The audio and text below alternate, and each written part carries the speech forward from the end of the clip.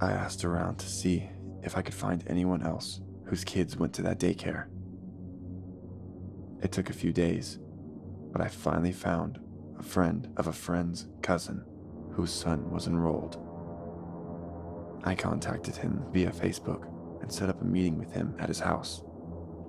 I brought my daughter so she could play with his son while we talked privately.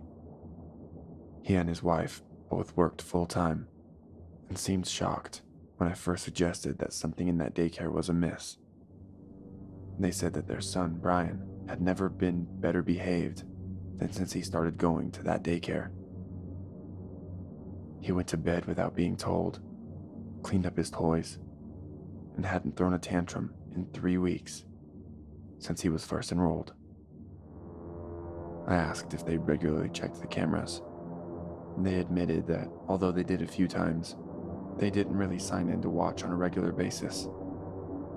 When I suggested the possibility of the cameras being pre-recorded, they said they honestly hadn't noticed.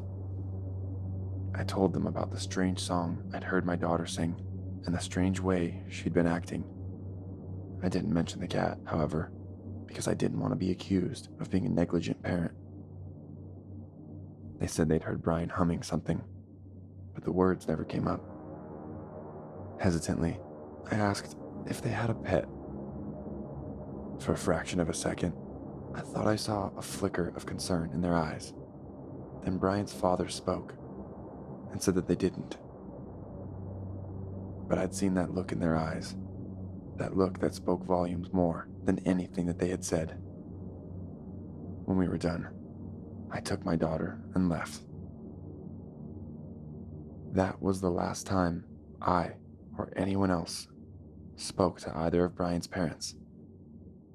The following morning, I saw on the news that they'd both been killed in bed, and now their son was missing. When I put my daughter to bed the following evening, I decided to try to talk to her about it. I deliberated over my questions all day, and had finally decided on what specifically I wanted to ask her.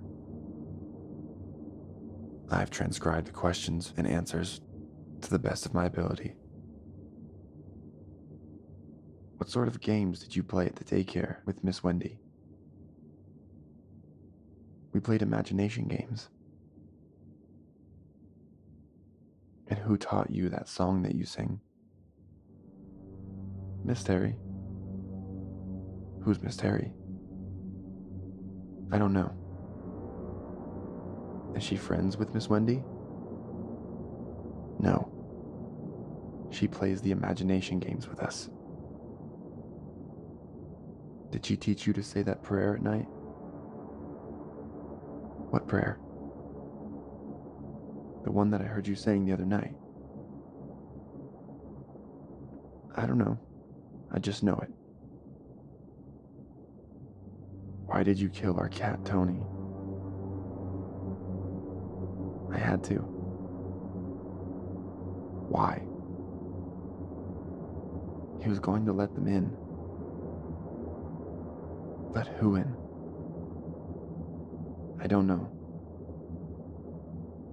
I asked if anyone had abused her at all. She didn't understand, and I had to explain. I won't go into detail here, but when she understood my question, she confirmed that she had not been abused whatsoever.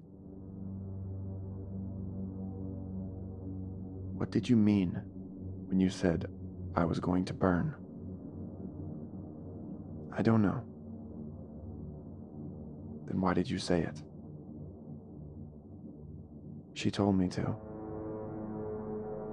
Who? Miss Terry. When did she tell you that? Just before I said it. Does she talk to you often? Sometimes. Is she talking to you now? No. Why not? She's waiting for you to leave. Those 6 words hung between us amidst the silence that was almost palatable. Her eyes drifted upwards, and fixed on a space behind me. I turned slowly and saw nothing. Nothing but an empty room.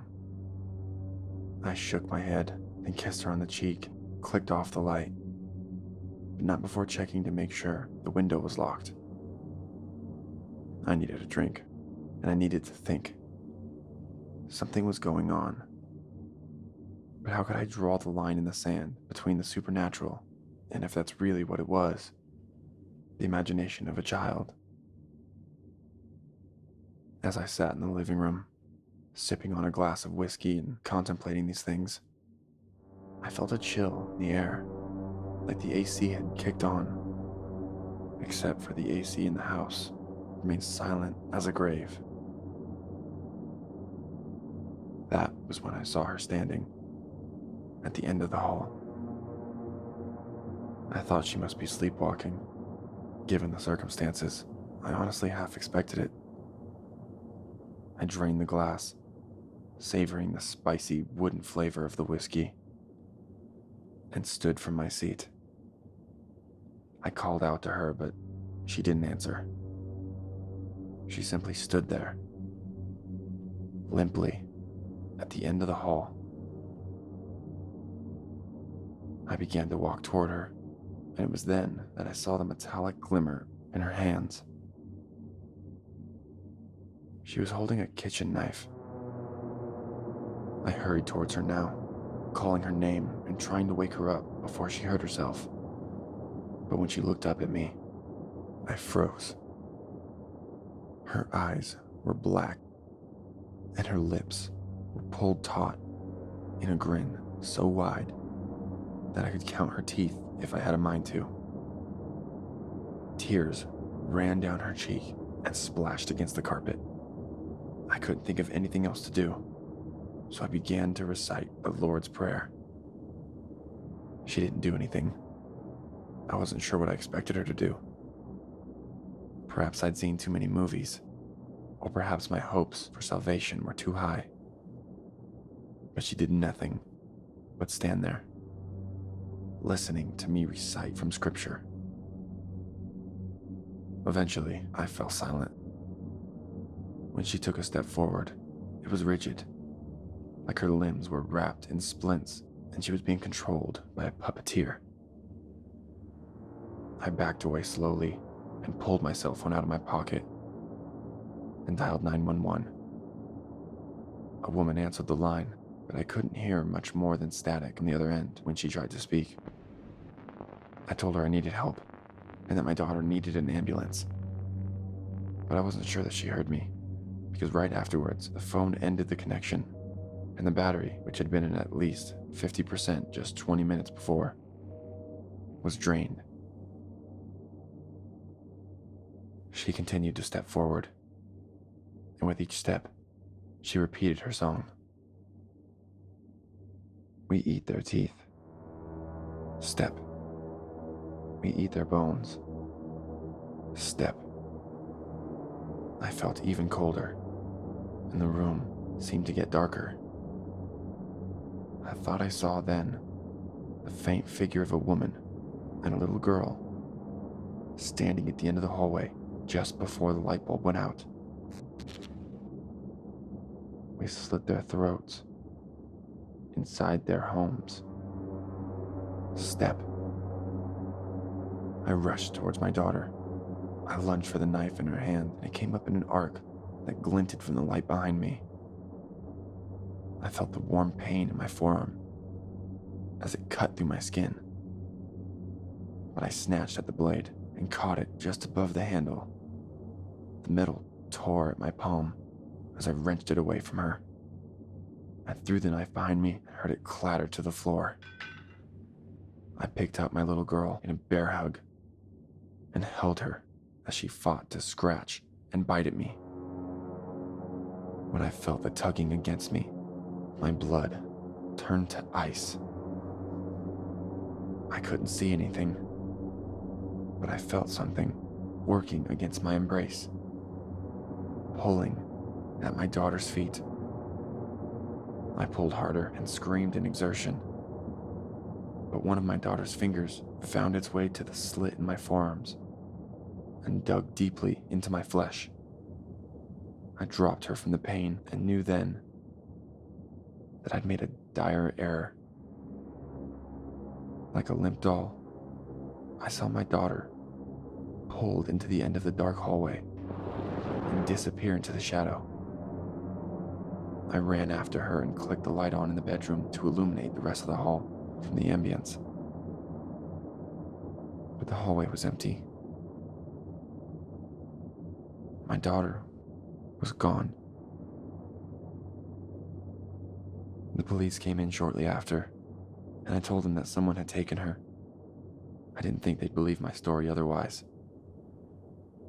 They launched a full investigation, but I don't think they'll ever find her.